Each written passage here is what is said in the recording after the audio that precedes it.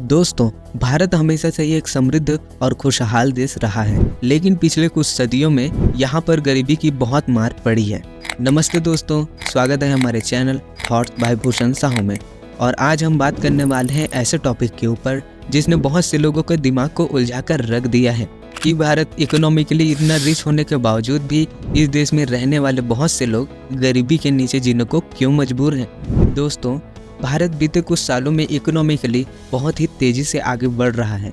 जहां भारत की जीडीपी 2014 में $2 ट्रिलियन की थी, वहीं बढ़कर जून 2023 में भारत की जीडीपी $3.75 ट्रिलियन पहुंच गई और हाल ही में भारत की जीडीपी $4 ट्रिलियन को भी पार कर चुकी है, जो कि 2014 से 200% ज़्यादा है। यह भारत के लिए एक हिस्टोरिक मूवमेंट है। भारत अभी जीडीपी के आधार पर 5वीं सबसे बड़ी इकोनॉमी है। भारत के ऊपर सिर्फ यूएसए, चाइना, जापान और जर्मनी है। और अगर भारत की जीडीपी ग्रोथ रेट ऐसी ही रही तो अगले 2 सालों में वो जर्मनी और जापान को भी पीछे छोड़कर तीसरी सबसे बड़ी इकोनॉमी बन जाएगी। दोस्तों, 2022 में भारतीय जीडीपी की बात करें तो उसमें 3 सेक्टर्स का सबसे ज़्यादा कंट्रीब्यूशन रहा, जिसमें पहले नंबर पर है सर्विस सेक्टर। सर्विस सेक्टर का भारतीय जीडीपी में योगदान लगभग 54% का रहा। उसके बाद आता है दूसरे नंबर पे मैन्युफैक्चरिंग सेक्टर। मैन्युफैक्चरिंग सेक्टर का योगदान 24.29% रहा। और तीसरे नंबर पर आता है एग्रीकल्चर सेक्टर, जिसका योगदान लगभग 22% रहा। अब हम ये जानने की कोशिश करते हैं कि भारत इतना इकोनॉमिकली रिच होने के बावजूद भी इनके नागरिक गरीब क्यों हैं। दोस्तों, किसी भी देश के नागरिकों को गरीब या अमीर उसके पर कैपिटा इनकम या प्रति व्यक्ति आय के हिसाब से आंका जाता है।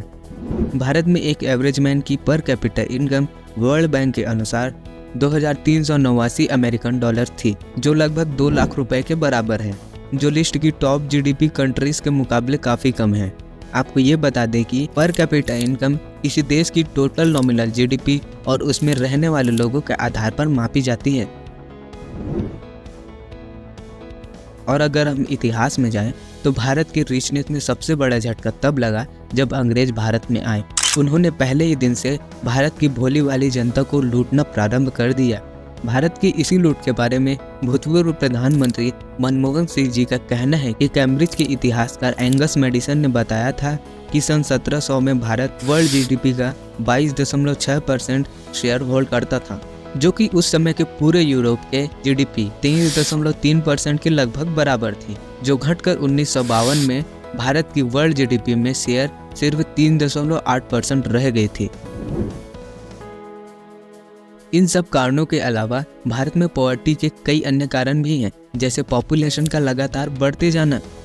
जनसंख्या विस्फोट भारत में गरीबी का मुख्य कारण है। भारत में लगातार जिस संख्या में नागरिकों की जनसंख्या में वृद्धि हो रही है, उस संख्या में भारत में एम्प्लॉयमेंट देना गवर्नमेंट के लिए एक बड़ी चुनौती है। और अगर आपके पास एम्प्लॉयमेंट नहीं होगी तो आप पुअर ही रह जाओगे। अगर हम वर्ल्ड बैंक की माने तो भारत में 2021 में पॉवर्टी रेट 11.9% थी, यानी करीब 17 करोड़ के ऊपर लोग गरीबी रेखा के नीचे हैं। प्रत्येक देश में अपने सिटीजन के पॉवर्टी को मेजर करने के लिए एक फिक्स्ड एक्सपेंडिचर होते हैं। अगर हम भारत की बात करें तो तेंदुलकर पॉवर्टी लाइन के अंडर अगर आपकी डेली एक्सपेंडिचर 27.2 रुपये रूरल एरियाज में और 33.3 रुपये अर्बन एरियाज में से कम है तो आप बिलो द पॉवर्टी लाइन आते हैं। वहीं अगर वर्ल्ड बैंक के माने तो अगर आपकी डेली इनकम $1.9 से कम है तो आप पॉवर्टी लाइन के नीचे आते हैं। पॉपुलेशन में वृद्धि के साथ साथ एक और अहम फैक्टर है जो भारत में पॉवर्टी को बढ़ावा देता है, वो है इनइक्वल डिस्ट्रीब्यूशन ऑफ रिसोर्सेज। जहां भारत की इकोनॉमी में 2000 से 2022 के बीच जीडीपी ग्रोथ में काफ़ी वृद्धि हुई, ये तो साफ है। लेकिन भारत की जीडीपी का असली सच यहाँ पर पता चलता है। जहाँ सन 2000 के बाद भारत की जीडीपी तेजी से बढ़ी, उससे कहीं तेजी से भारत की धन में असमानता बढ़ी। एक रिपोर्ट के अनुसार भारत की केवल 10% पॉपुलेशन भारत की कुल वेल्थ का 65% मनी को कंट्रोल करता है। इसी इनइक्वालिटी से जन्म लेता है पॉवर्टी और बाकी की कसर मौसम और भारतीय ब्यूरोक्रेसी में करप्शन पूरी कर देता है।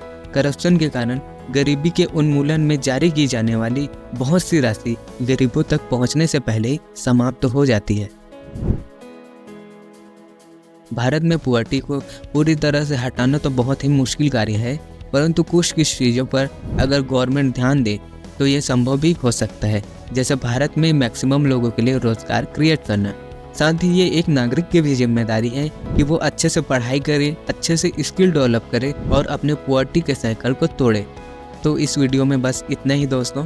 इसके अलावा आपके क्या विचार हैं उसको कमेंट बॉक्स में बताओ और वीडियो को लाइक करो, चैनल को सब्सक्राइब करो, क्योंकि ऐसे ही वीडियोस आगे आती रहेंगी। धन्यवाद।